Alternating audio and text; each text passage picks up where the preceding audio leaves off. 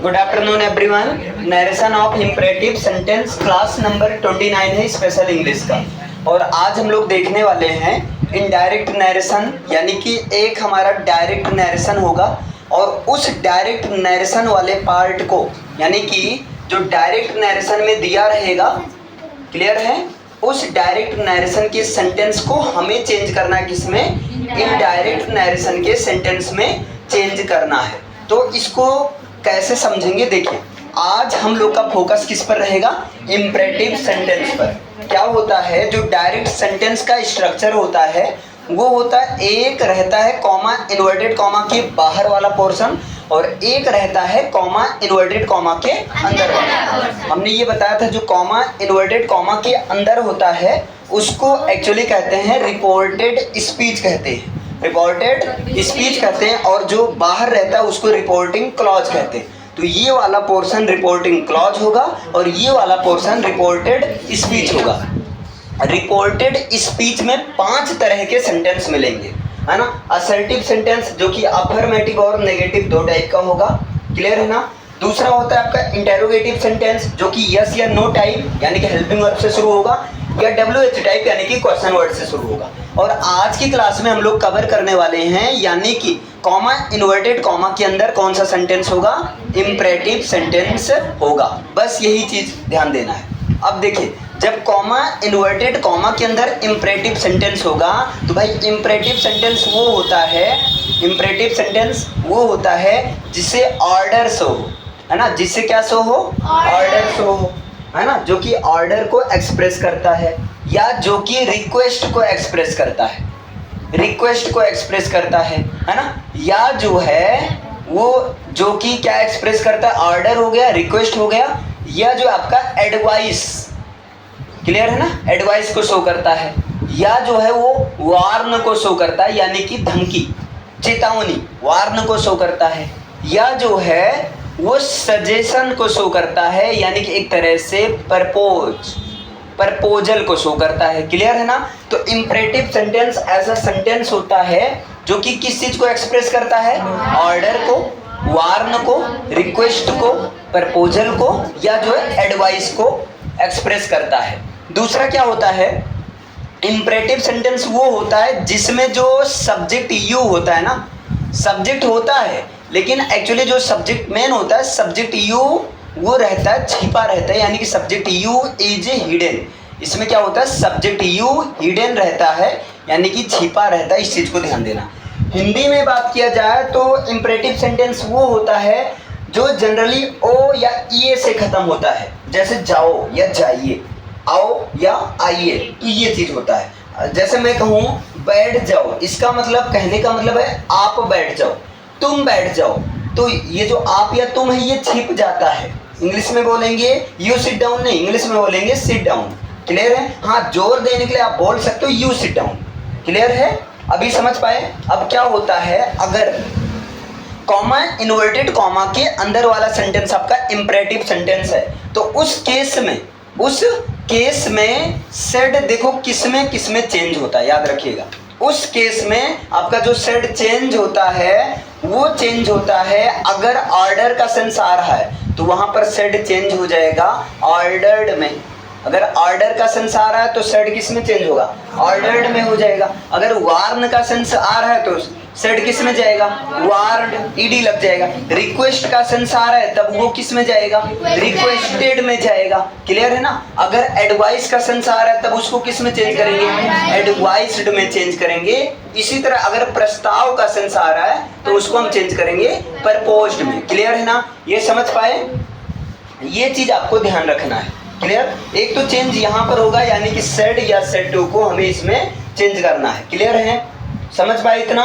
अब दूसरा क्या होता है भैया, ये जो कॉमा इन्वर्टेड कॉमा है, कॉमा इन्वर्टेड कॉमा को हमेशा रिमूव किया जाता है, ये सबको मालूम होना चाहिए।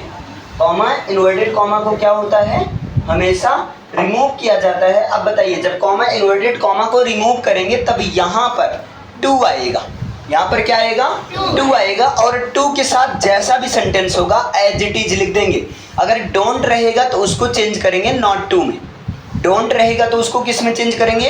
नॉट टू में। अगर आप नॉट टू, यानी कि एक तो पहला चेंज यहाँ पर ये होगा, दूसरा नॉट टू में, डोंट को किस में चेंज करना, नॉट टू।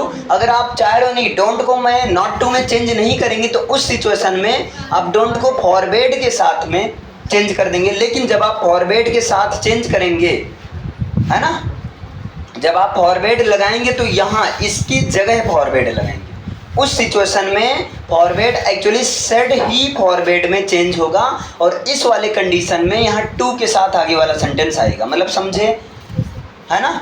डोंट को या तो नॉट टू में चेंज करना है, अगर आप डोंट को नॉट टू में नहीं चेंज करोगे, नहीं चेंज करना चाहते हो, तब वहां पर आप सेड को फॉरवर्ड में चेंज करके आगे टू के साथ एज इट इज सारे सेंटेंस को लिख लोगे। अभी बस दो ही चीज आपको ध्यान देना। आई होप दो चीज सबको क्लियर हो गया है ना। इम्परेटिव सेंटेंस कैसे पहचानेंगे, तो इम्परेटिव सेंटेंस जनरली या तो V1 से, ये याद रखो इम्परेटिव सेंटेंस कैसे पहचाना जाएगा। तो भैया जो इम्परेटिव सेंटेंस होता है ना, इम्परेटिव सेंटेंस होता है, चूंकि यहाँ पर हिंदी सेंटेंस दिया रहेगा नहीं, इंग्लिश सेंटेंस दिया रहेगा, ध्यान देना, है ना, हिंदी सेंटेंस पर नहीं जाना। तो इम्परेटिव सेंटेंस वो होगा जो जनरली वर्ब की फर्स्ट फॉर्म से शुरू होगा, या जो है डोंट से शुरू होगा, डोंट प्लस फर्स्ट फॉर्म से शुरू होगा, या जो आपका वो शुरू होगा प्लीज से, है ना, या जो है वो काइंडली से। जैसे kindly grant me leave for 4 days, आप लोग ये एप्लीकेशन में लिखते थे कृपा करके जो है 4 दिन की छुट्टी दें। तो इम्परेटिव सेंटेंस कंडीशन यहाँ पर अप्लाई होगा, या तो वर्ब की फर्स्ट फॉर्म से चेंज होगा। सिंपल से याद रखो, अगर वर्ब की फर्स्ट फॉर्म से चेंज होगा तो टू के साथ आगे का एज इट इज लिख देना है। डोंट प्लस V1 से शुरू हो रहा है, तब वहां क्या करना, नॉट टू लिखकर आगे का पोर्शन एज इट इज लिख देना है।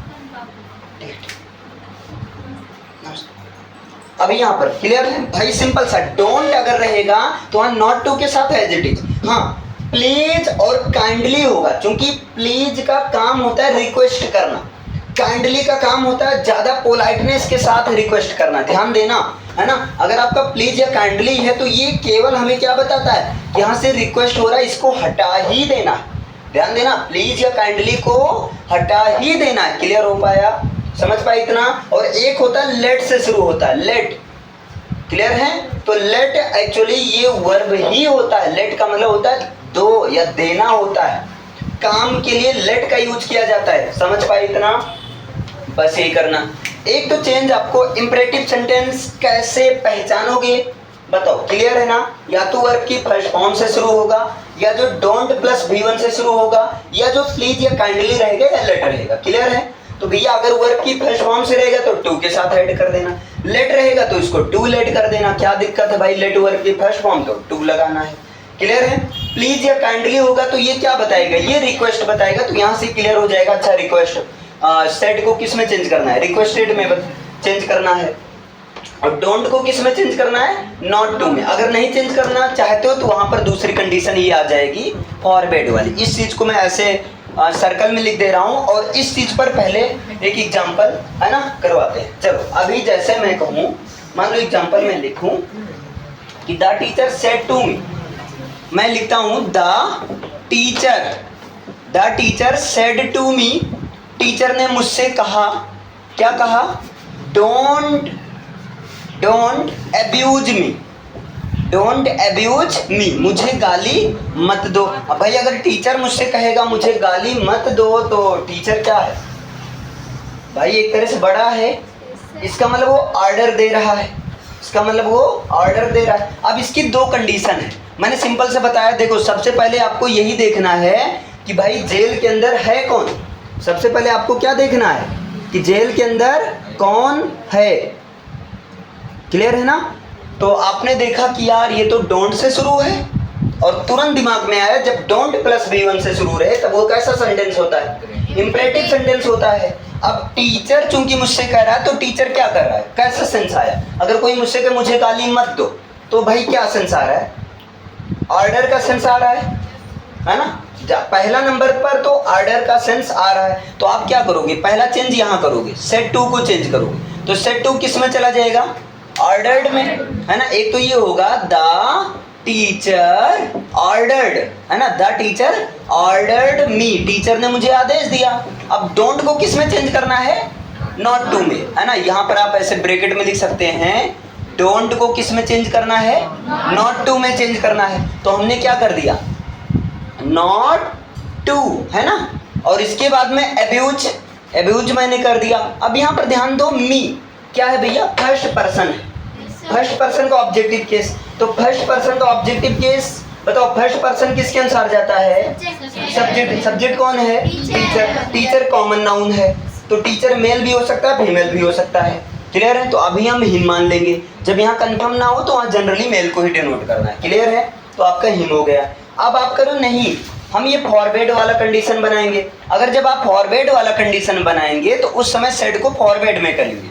तो क्या होगा, द टीचर, है ना, द टीचर फॉरवर्ड, टीचर ने मना किया, टू द टीचर फॉरवर्ड मी। और आगे हमने बताया, अगर आप सेड को फॉरवर्ड में कर रहे हो तो आगे का किस में करोगे, टू में। और सेड को फॉरवर्ड तभी करोगे जब डोंट वाली कंडीशन रहेगी तो।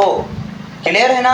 तो यानी कि द टीचर फॉरवर्ड मी और टू अब्यूज हिम, इसका मतलब क्या हुआ, टीचर ने उसे गाली देने के लिए, है ना, गाली देने के लिए क्या किया, मना किया। ठीक। अब एक चीज और दिमाग लगाओ, अब यहाँ फॉरवर्ड मना किया तो यहाँ पर तो भाई मी का कोई सेंस ही नहीं आ रहा है। क्या आ रहा है, आप देखो, टीचर ने उसे गाली देने के लिए मना किया। क्लियर, आ रहा है सेंस। यहाँ पर पहले हम देखो, टीचर ने मुझे ऑर्डर दिया, क्लियर है, कि वह उसे गाली ना दे। नहीं नहीं, यहाँ मी रहेगा क्योंकि अलग केस है ना। टीचर ने मुझे मना किया कि उसे का मतलब टीचर को गाली ना दे। क्लियर है ना। टीचर ने ये बात मुझे क्या किया, मना किया। समझ में आया। तो आपका चाहे ये भी सही हो सकता है, ये भी सही हो सकता है। दोनों में अंतर क्या है, ऑर्डर्ड के साथ नॉट टू गए हैं, जब फॉरवर्ड लगा दोगे तो नॉट टू में नहीं करेंगे, वहां पर टू में कर देंगे। बताइए समझ में आया। दो चेंज करना है, पहला चेंज कहाँ करना है बोलिए। और एक चीज और है, सबसे पहले आपको यही देखना है कि कॉमा इन्वर्टेड कॉमा के अंदर है कौन। तो कॉमा इन्वर्टेड कॉमा के अंदर कौन है, इंपरेटिव सेंटेंस। इंपरेटिव सेंटेंस क्या एक्सप्रेस करेगा, order, warn, request, proposal, advice. Clear है। इंपरेटिव सेंटेंस में क्या होता है, सब्जेक्ट जो यू रहता है वो क्या रहता है, छिपा होता है। तो इसलिए इंपरेटिव सेंटेंस की पहचान कैसे करोगे, वर्ब की फर्स्ट फॉर्म रहेगी तो टू के साथ आगे चेंज करना है, टू प्लस V1, है ना। इसके बाद में डोंट प्लस V1 रहेगा तो नॉट टू के साथ आगे कंटिन्यू कर देना है ना। अगर प्लीज या काइंडली है तो इसको किस में जाएगा, रिक्वेस्ट में जाएगा, और इसको हटा ही देना है। क्लियर। अभी एग्जांपल से क्लियर होगा। लेट रहेगा तो किस में कर देंगे, टू लेट में कर देंगे। एक स्पेशल केस है, एक स्पेशल केस है यहाँ पर, और वो स्पेशल केस ये है कि जो लेट्स होता है ना, लेट्स को चेंज करना है डेट दे शुड में। याद रखिएगा, जो लेट्स यानी कि लेट अस, या इसको हम क्या बोलते हैं, लेट्स। तो लेट्स वाले केस में आपको चेंज करना है किसमें, है ना, डेट। इसको पूरी ऐसे चेंज करना है, मतलब सजेस्टेड में। इसको किस में चेंज करना है, सजेस्टेड टू या जो है प्रपोज्ड टू। ये ध्यान देना, सजेस्टेड टू या प्रपोज्ड टू। इसके बाद जो भी ऑब्जेक्टिव केस हो उसको लिखना है ना। आगे फिर आपका डेट, फिर या तो दे लगाओ या तो बी, डेट दे या डेट बी शुड। आगे की कहानी फिर कंटिन्यू। ये आपका स्पेशल नोट्स में हो गया, यानी कि ये आपका स्टार वाला क्वेश्चन हो गया। लेट अस या लेट्स, लेट अस या लेट्स को किस में चेंज करना है, सब्जेक्ट तो एज इट इज रहेगा, वहां पर सेड को किस में कर देना है। ये तो हो गई सेड वाली कंडीशन। ये जो पहले लिखा गया है ये किसकी कंडीशन हो गई, सेड की कंडीशन हो गई। आगे ऑब्जेक्ट तो लिखना ही है। इसके बाद में डेट दे या डेट बी। यहाँ ऑब्लिक का मतलब देखो, चाहे आप दे लिखो चाहे आप बी लिखो, चाहे डेट दे शुड करो या डेट बी शुड करो, इसमें चेंज करना है। समझ पाए इतना, क्लियर है। इसे लिखिए और एक एग्जांपल करके दिखाइए, अभी सारा चीज क्लियर हो जाएगा, है ना।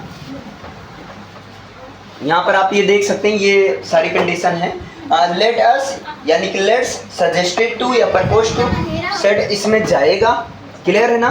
और इसके बाद में क्या होगा, ऑब्जेक्ट फिर डेट दे या डेट बी शुड में आगे कंटिन्यू करना है। ये वाला समझ में आया, इससे कंटिन्यू नोट डाउन करिए। देखिए यहाँ पर आपने देखा इस तरह से इम्परेटिव सेंटेंस का इनडायरेक्ट नरेशन सबसे पहले आपने देखा कि सबसे पहले आपको यही देखना है कि कॉमा इन्वर्टेड कॉमा के अंदर कौन सा सेंटेंस है। तो यहाँ पर क्या पता चलेगा कि जो सेंटेंस है आपका वो कैसा इम्परेटिव सेंटेंस है। इम्परेटिव सेंटेंस वो होता है जो ऑर्डर, वार्न, रिक्वेस्ट, प्रपोजल या एडवाइस को शो करता है। इम्परेटिव सेंटेंस में सब्जेक्ट यू हिडन रहता है। मतलब अब आ जाते हैं फोर्थ पॉइंट पर। इम्परेटिव सेंटेंस जो होता है वो या तो वर्ब की फर्स्ट फॉर्म से शुरू होगा या डोंट प्लस वर्ब की फर्स्ट फॉर्म से शुरू होगा। अगर वर्ब की फर्स्ट फॉर्म से शुरू है तब वहाँ टू लगाएंगे। आगे का प्रोसेस बिल्कुल वर्ब फॉर्म लिखकर वर्ब की फर्स्ट फॉर्म लिखकर बना देंगे, है ना। अगर डोंट प्लस वर्ब की फर्स्ट फॉर्म रहेगा तो इसको चेंज करेंगे नॉट टू, और नॉट टू के साथ फर्स्ट फॉर्म अदर ऑब्जेक्ट जो भी होगा लिखते हुए चले जाएंगे। हाँ, प्लीज और काइंडली है तो ये शो करेगा रिक्वेस्ट को। ये क्या शो करेगा? रिक्वेस्ट को। इस वजह से वहाँ सेड किस में चेंज हो जाएगा? रिक्वेस्टेड में चेंज हो जाएगा। क्लियर है ना? रिक्वेस्टेड में चेंज हो जाएगा और आगे का प्रोसेस V1 यानी कि 2 + V1 से हम बना देंगे। याद रखना वही पिछला वाला प्रोसेस। लेट रहेगा तो इसको 2 लेट में चेंज करेंगे, लेकिन ये स्पेशल केस है। अगर लेट अस यानी कि लेट्स शॉर्ट में कहते हैं, अगर ये है तो उसको उस केस में सेड को किस में चेंज करना? या तो सजेस्टेड टू या तो प्रपोज्ड टू। इसके साथ ऑब्जेक्ट जो भी रहे गिवन ऑब्जेक्ट को लिखना है। इसके बाद डेट दे या डेट बी शुड में, या तो डेट दे शुड या तो डेट बी शुड में चेंज करना। क्लियर है ना? फिर यहाँ पर ये बात, हाँ, सेड अगर जैसा सेंस होगा उसी अनुसार जाएगा। ऑर्डर का सेंस होगा तो ऑर्डर्ड में, वार्न का सेंस होगा वार्न में, रिक्वेस्ट का सेंस होगा रिक्वेस्टेड में, या एडवाइज्ड में, या जो है एडवाइज्ड में, यहाँ एसडी रहेगा, या जो है प्रपोज्ड में। क्लियर है ना? प्रपोज्ड टू या सजेस्टेड टू में। याद रखना इस चीज को, या तो प्रपोज्ड टू या जो है सजेस्टेड टू में। क्लियर है? जैसे आपने एग्जांपल देखा, the teacher said to me don't abuse me. सबसे पहले आपने ये देखा कि कौन सा सेंटेंस है। तो ये कौन सा सेंटेंस है भैया? डोंट अब्यूज मी, मुझे गाली मत दो, यानी कि ऑर्डर का सेंस आ रहा है, इंपरेटिव सेंटेंस है। तो उस चूंकि ऑर्डर का सेंस आ रहा है इसलिए सेड टू को किस में चेंज कर दिया गया? ऑर्डर्ड में चेंज कर दिया गया। मी को एज इट इज मी कर दिया गया। डोंट किस में गया? नॉट टू में गया। और अब्यूज और मी चूंकि फर्स्ट पर्सन का ऑब्जेक्टिव केस है तो फर्स्ट पर्सन टीचर, तो टीचर का ऑब्जेक्टिव केस क्या हो जाएगा? हिम हो जाएगा। अब इतना क्लियर हुआ। अब इस पर हम लोग 1-2 सेंटेंस प्रैक्टिस करेंगे, अभी सारी बातें क्लियर हो जाएगी। अच्छा, दूसरा क्या था? फॉरवर्ड। सेड को फॉरवर्ड में चेंज कर दो डोंट वाले कंडीशन में। लेकिन अगर फॉरवर्ड करते हो तो आगे हम टू के साथ सबको कनेक्ट करेंगे। जैसे एग्जांपल देख सकते हो, the teacher forward me to abuse him. Clear है? अब यहाँ पर 1-2 सेंटेंस बोलेंगे, आपको प्रैक्टिस करना है। देखिए यहाँ पर 3 सेंटेंस है और इस 3 सेंटेंस के थ्रू आपको पूरा प्रैक्टिस कर लेना। देखो, सबसे पहले आपको यही देखना है कॉमा इन्वर्टेड कॉमा के अंदर कौन सा सेंटेंस है। तो भाई कॉमा इन्वर्टेड कॉमा के अंदर कौन सा सेंटेंस है? Sit down. आप कहोगे वर्ब की फर्स्ट फॉर्म से शुरू है और सिट डाउन बॉयज, बच्चों बैठ जाओ, यानी कि यहाँ पर एक ऑर्डर का सेंस आ रहा है, मतलब ये आपका इम्परेटिव सेंटेंस है। तो इससे क्या पता चला? इम्परेटिव सेंटेंस है और किसका सेंस आ रहा है? ऑर्डर का। यानी कि सेड किस में चेंज होगा? ऑर्डर्ड में। तो क्या हो जाएगा? The teacher ordered, the teacher ordered. इसके बाद में यहाँ पर ऑब्जेक्टिव केस है तो यहाँ पर द बॉयज। क्लियर है ना? आगे यहाँ पर सिट डाउन वर्ब की फर्स्ट फॉर्म है, किसके साथ मिलाना है? 2 + V1। तो आगे क्या हो जाएगा? To sit down. बस हो गया। बताओ, समझ पाए? सारी चीजें रिलेट कर पाए ना? अब इसके बाद दूसरा सेंटेंस क्या है देखो। यहाँ पर Hari said let us play a match. अब याद करो, यहाँ पर एक स्पेशल केस था। लेट अस के केस में जो सेड रहेगा उसको या तो प्रपोज्ड में, या तो जो है प्रपोज्ड टू, या तो सजेस्टेड टू। तो क्या हो जाएगा? हरी, यहाँ पर क्या हो जाएगा? Proposed to. Hari proposed to. अब यहाँ क्या प्रपोज्ड के साथ टू लगाएं कि नहीं, ये भी क्वेश्चन बनता है। क्या इसका ऑब्जेक्टिव केस है? नहीं है। तो आपको केवल प्रपोज्ड करना है, टू नहीं लगाना। ऑब्जेक्टिव केस होगा तब आप टू लगाओगे, या यहाँ सजेस्टेड आप कर सकते हो। हरी प्रपोज्ड डैड, हरी प्रपोज्ड डैड। अब यहाँ पर बताओ, लेट अस किस में जाता था? डैड दे शुड, या जो है डैड बी वुड में जाता है। इसी में तो जाता है ना, डैड दे शुड या डैड बी वुड में जाता है। तो अब आ जाओ, तो यहाँ क्या हो जाएगा? डैड हो गया, फिर यहाँ पर दे। क्लियर? फिर आगे शुड लगा दो। ये चला गया आपका डेट दे शुड। अब यहाँ पर प्ले अ मैच है ना, तो एज इट इज लिख दो भाई, क्योंकि यहाँ वर्ब की फर्स्ट फॉर्म वाला कंडीशन आ गया। तो play a match, play a match. बताओ समझ में आया? अभी इसका बताओ, Ram said to Sita kindly. अब बताओ काइंडली से क्या पता चला? मैंने बताया था कि काइंडली से क्या पता चलता है? हाँ, काइंडली से पता चलता है रिक्वेस्टेड। क्लियर है? तो आ जाओ फिर, काइंडली से रिक्वेस्टेड पता चल गया, तो मतलब यहाँ सेड टू को किस में कर दें? रिक्वेस्टेड में कर दें। आगे लगा दो भाई, राम रिक्वेस्टेड सीता, राम ने सीता से रिक्वेस्ट किया। अब मैंने बताया था काइंडली या प्लीज को हटा दिया जाता है, ये केवल क्या बताता है? रिक्वेस्ट को बताता है। तो क्या हो जाएगा? To help. लेकिन मी ऑब्जेक्टिव केस है फर्स्ट पर्सन का, आई का ऑब्जेक्टिव क्या होगा? मी। फर्स्ट पर्सन के प्रोनाउन को सब्जेक्ट के अनुसार चेंज करेंगे, तो राम के अनुसार क्या हो जाएगा? हिम हो जाएगा। ये समझ पाए इतना?